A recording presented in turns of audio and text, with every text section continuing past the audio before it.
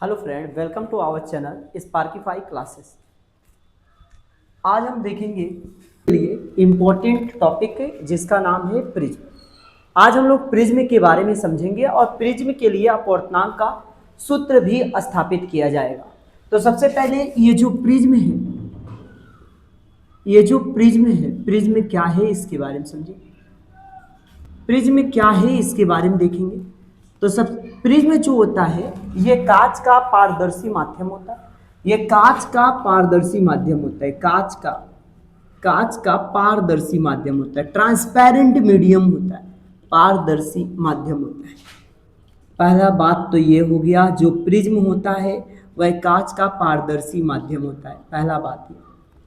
और उसके बाद अगर आगे बात किया जाए, प्रिज्म जो होता है यह दो अपवर्तक पृष्ठों से मिलकर बना होता है। ये दो अपवर्तक पृष्ठ से मिलकर बना होता है। प्रिज्म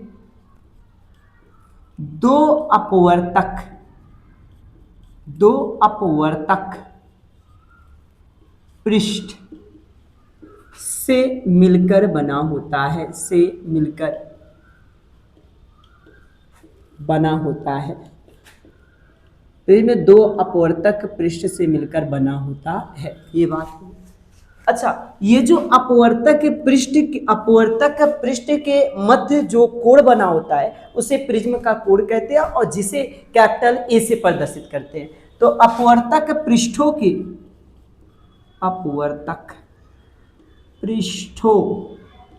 के मध्य बने कोण को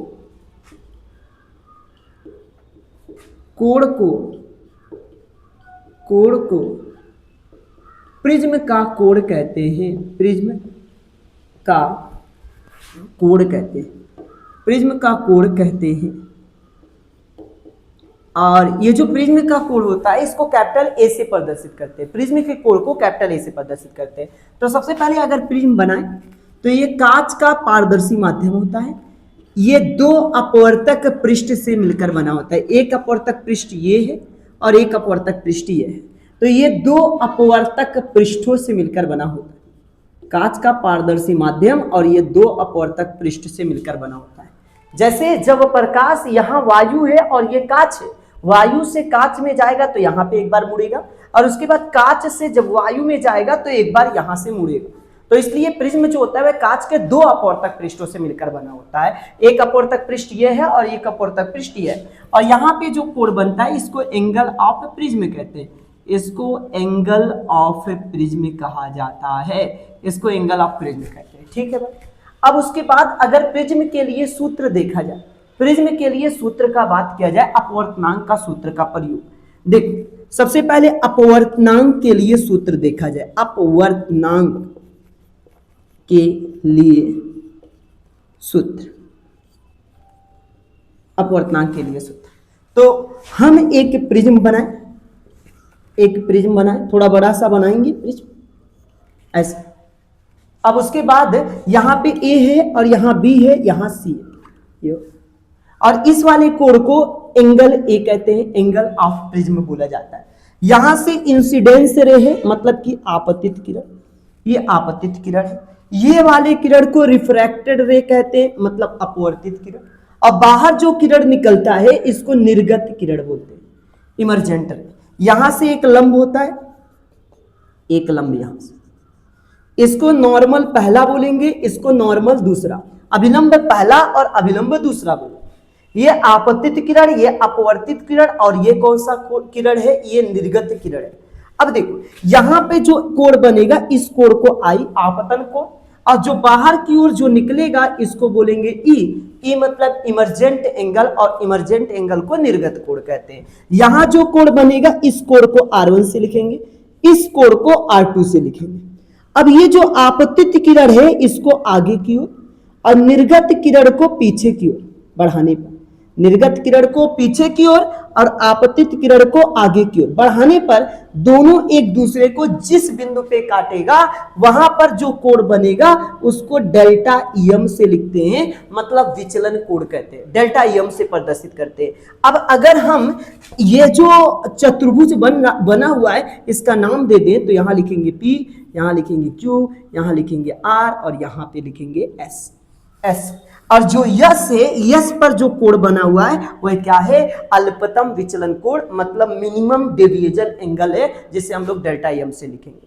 देखो सबसे पहले यहां पे आई है तो पूरा आई होगा पूरा कोण, लेकिन पूरा नहीं मतलब रहेगा, मुझसे केवल इससे मतलब रहेगा, तो यहां पे लिखेंगे I minus R1, I minus R1। और उसके बाद यह पूरा E है तो पीछे भी पूरा E होगा, लेकिन R2 निकल गया तो ये होगा E minus R2, E minus R2, E minus R2 लिखा हुआ है। अब अगर हम इस वाले चतुर्भुज से चले, कौन से चतुर्भुज से, चतुर्भुज कौन सा चतुर्भुज का प्रयोग किया जाए, APQR से, APQR से, इस वाले चतुर्भुज से चले। अगर यह तुम्हारा पृष्ठ है और यहाँ पे एक लंबवत रेखा खींचे हैं तो यहाँ कोण कितना बनेगा, 90। तो उसी प्रकार से ये लंबवत रेखा खींचा गया है तो P पर कुल एंगल 90 अंश होगा।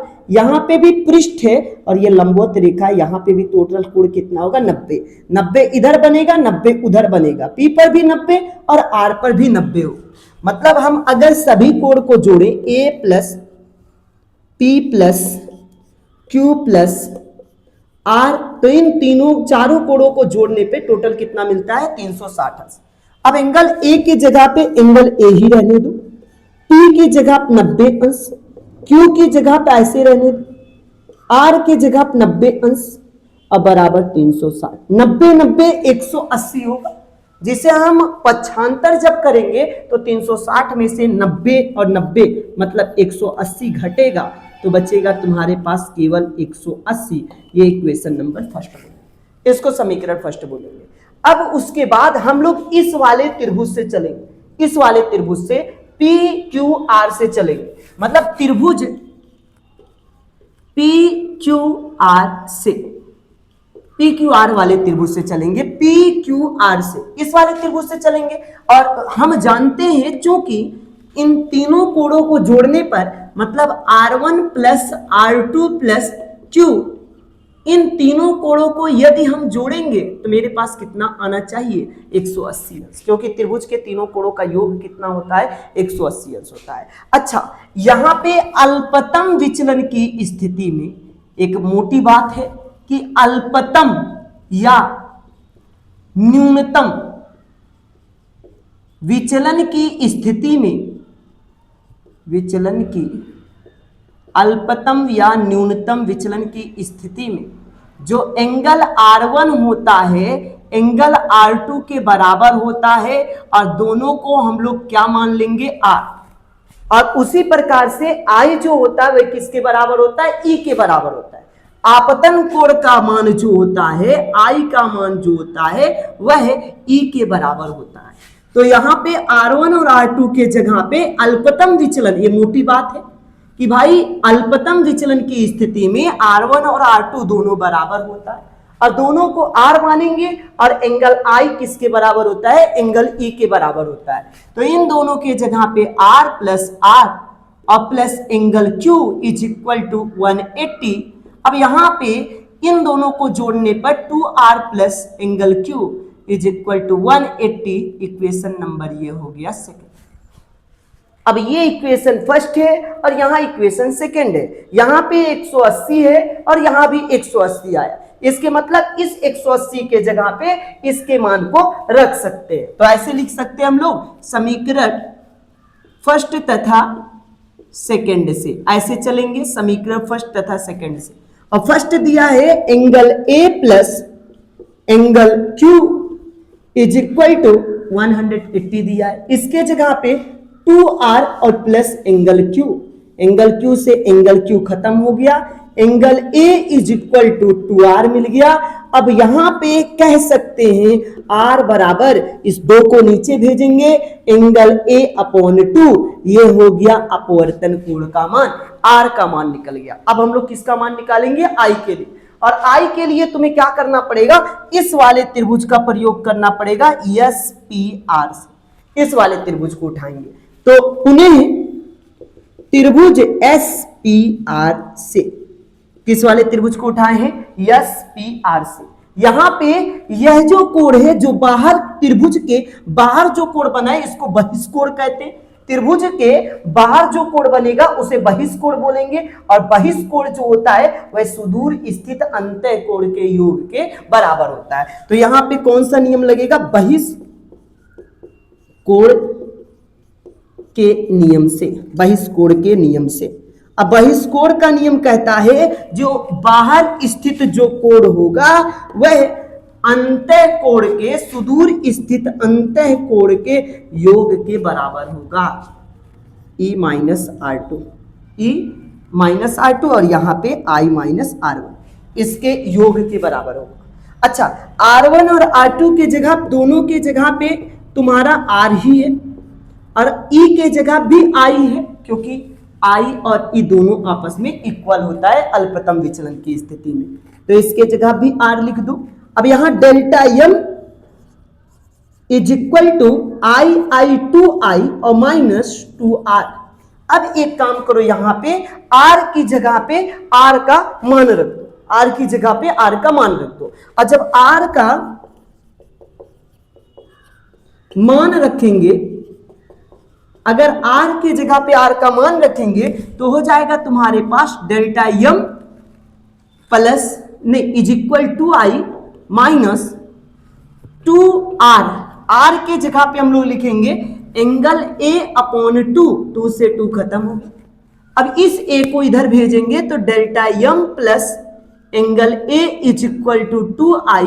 तो यहां पे अगर बात करें I बराबर कितना होगा तो 2 से भाग लग जाएगा, डेल्टा m प्लस कोण को हटा के लिखो, केवल A ही लिखो।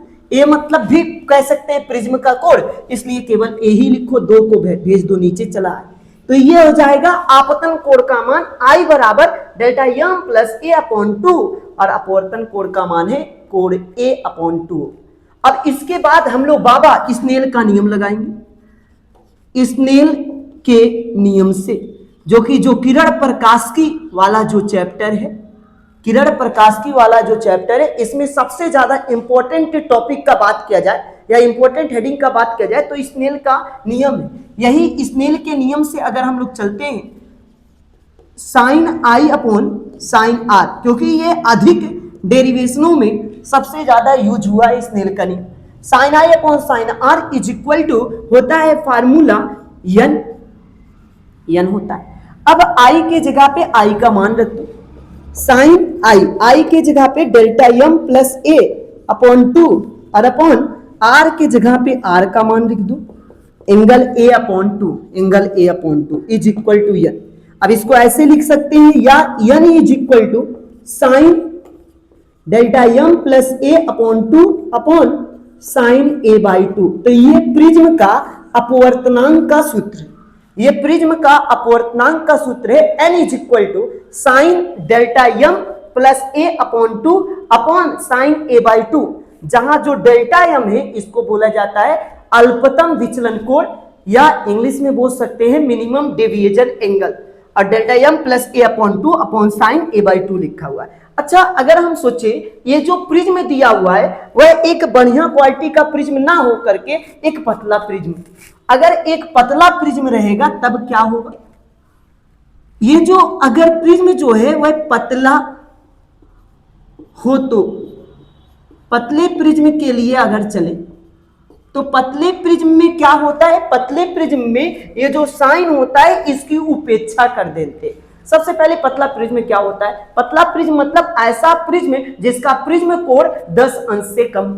पतला प्रिज्म किसे कहते हैं? ऐसा प्रिज्म